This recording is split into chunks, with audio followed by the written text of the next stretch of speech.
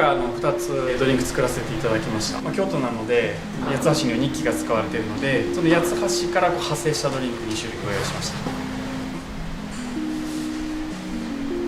まず最初の方は、季節かぼちゃですね、栗のかぼちゃ、甘さをぐっと引き出してからエキスを抽出してます。でその後バターでソテーしてバターの香り柔らかくつけて、でニッキのフレーバーを合わせてニッキのかぼちゃ味のようなイメージと、あとワインのシャルドネを掛け合わせたようなドリンクに仕上げてます。液体に全部落とし込むんですけど、それだと平坦な香りになってしまうので、最後に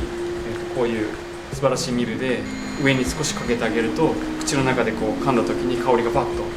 広がる感覚が楽しめる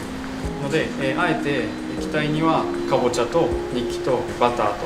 で少しだけココナッツの香りをつけて、違う要素として麦をいったコーヒーですね。コーヒーだとちょっと強すぎちゃうので、その麦のコーヒーと、季節なのでキノコで、キノコも食べる部分はキッチンで使うので、そうじゃない捨てる部分をきれいに、丁寧に処理をして、2つを合わせてミルですらせていただきました。ドリンクを飲んだ時に、最後噛んだ時に麦の香ばしい香りとキノコの少しいった香ばしい香りでドリンクがパッと華やかになるようなドリンク一種類ご用意してありました。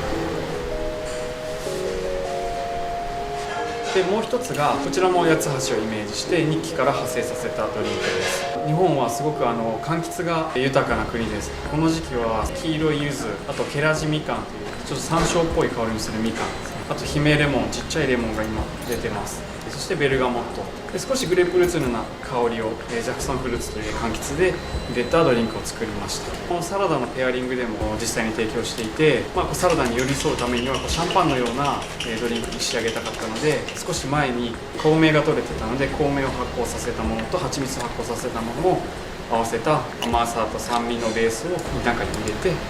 シャンパンのような仕立てにしてます。これだけでも完成はしているんですが、最後にこのピーラーを使ってあげることですごく綺麗なベルガモットの香りを